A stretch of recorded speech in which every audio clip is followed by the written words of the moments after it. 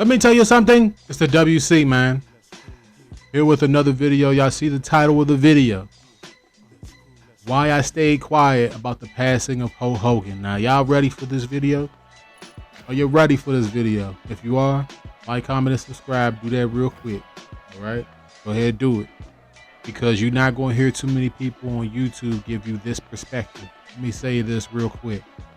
I can't say RIP to somebody that was as outwardly racist as Hulk Hogan, Terry Bollea. Now, let me make sure that I tell y'all that you have to separate Hulk Hogan and Terry Bollea. I'm going to make sure y'all hear that very, very quickly in this video. All right? You have to separate the two.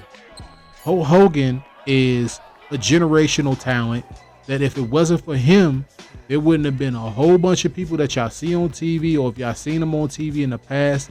That guy inspired a lot of people to become a professional wrestler. And professional wrestling, the way that we know it today, is built off of the backs of people like Hogan. That's something that you can't dispute. Don't come to this video trying to dispute it. It's just the way that it is. When he put on that black and white and joined the NWO with Bischoff and those boys, that sparked the Monday Night Raw, which produced so many people. Stone Cold Steve Austin, The Rock, all those guys got their hot start right around that time. The Mr. McMahon character, everything on down was sparked because Hulk Hogan put on the black and white. It wouldn't have never happened if it wasn't for him. He sparked it. All right, but we talk about the man Terry Bollea at the end of the day. We talk about the dude that alleged slept with his best friend's wife and was pillow talking about not wanting his daughter to date no Negro, bruh. Like, really? Talking to his son in jail. He's using the N-word and to talking to his son in jail. Like, come on. Now, some people would say maybe he got the N-word passed from some people. That's BS. It really is. And furthermore, let me make sure that I say this. I'm not going to sit here and say that the person Terry Bollea was a completely bad person, all right? Because I don't know him, but it's just the way that things were perceived. His show, Hogan Knows Best, and the stuff that they did in that show, that stuff was off-putting in that show. We had to talk about it, and I just never was feeling this guy, man.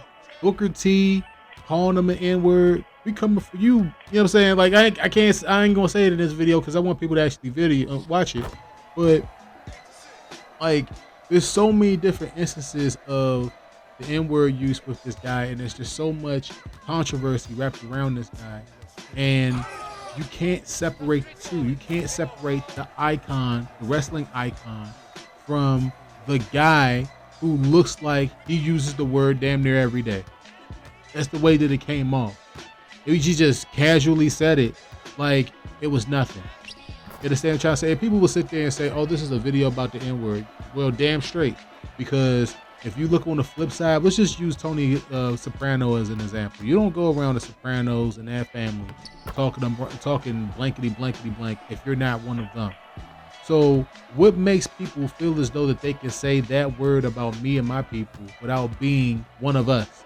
And I don't claim the bad Negroes or none of that stuff. Like, there's a difference between black people and Negro. All right, there really is. There's a fine line between the two. It's just completely different stratospheres. I think that Chris Rock made a joke about it a couple years ago. Y'all can look that up on YouTube. It's true. Like, some of us don't associate with it, but that's just the way that it is, and I don't make the rules. You understand what I'm trying to say? Like, I wanted to make sure I kept quiet. Think about what I'm saying. I didn't immediately say, oh, R.I.P. Hogan. I'll never say R.I.P. Hogan or Terry Bollea, knowing the stuff that I do. That's not disrespect to him. It's just a part of his legacy that I just don't respect. So if I don't respect part of the legacy, then I can't say it. I can't force myself to say it. But just what I was about to say, I wanted to make sure I waited a couple days to do this video because I wanted to watch how the Muppets and the Puppets on YouTube and on social media. This is the reason why people like me aren't prominent on social media, because you have so many clowns coming out celebrating this guy's death. And I'm sitting over here saying that that's beneath the community, the wrestling community, some parts of the wrestling community, and then people that just kind of know him because he's such of a big star, or he was such of a big star. He's an icon in the wrestling business, like I said before. You know, I wanted to see if people were going to tell the whole entire story and not show any type of bias when telling the story, and then letting the viewers decide for themselves where they stand on this guy. And just the failure on this platform, YouTube, and other platforms, it's just appalling and it's insulting. And these people need to be ashamed of themselves the way that they've covered this guy, not giving a complete 360 or a 720 point of view on what the guy was, what he meant to professional wrestling, and why people have so much venom for him even after he passes away. You understand what I'm trying to say? Like, I don't understand why the reporters just can't report and just let the masses come to their own conclusion. It's so insulting. They've done it all week. They've damn near done it all week. If you guys don't understand, we had Malcolm Jamal Warner, Ozzy Osbourne, and Hulk Hogan, Terry Bollea pass away in one freaking week, like day after day after themselves. Now, people die every day, but celebrities passing away like that, and just seeing the way that they were all covered, like Malcolm Jamal Warner was disrespected after he was dead.